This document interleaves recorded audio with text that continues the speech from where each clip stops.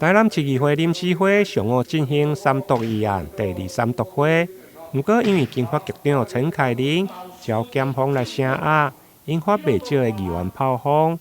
不管是七股工业区的开发，或者是太阳光电，包括在野的议员嘉良界、陈坤和，甚至共党的蔡苏秋金议员，拢以这届选举的结果，呼吁在61线以西应该要暂缓太阳光电的开发，并且希望市长做出承诺。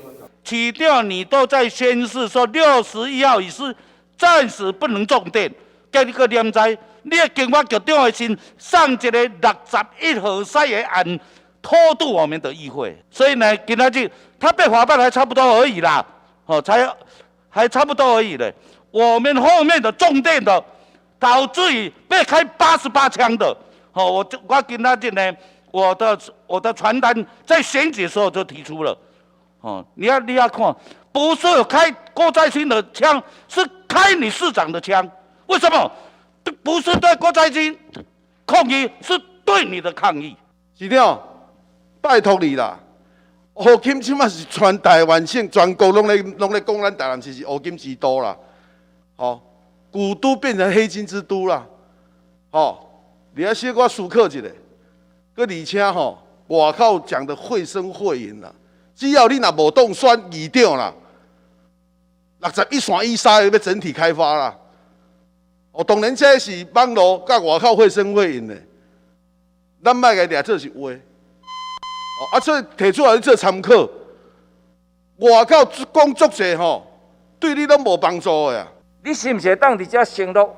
因为今仔日的收押案件过程中，你会当承诺讲未来西滨61线以西遮，伫你的任内，你袂当开放太阳能板、太阳能的建设伫这个区域，你会当承诺袂？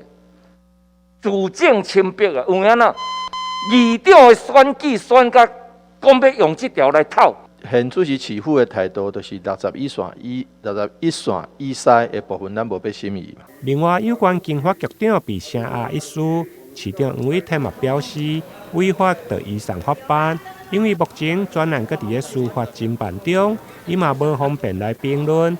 至于新的经发局长，上午嘛公布由林荣川来接任。台南新闻林跟杨顺怀采访报道。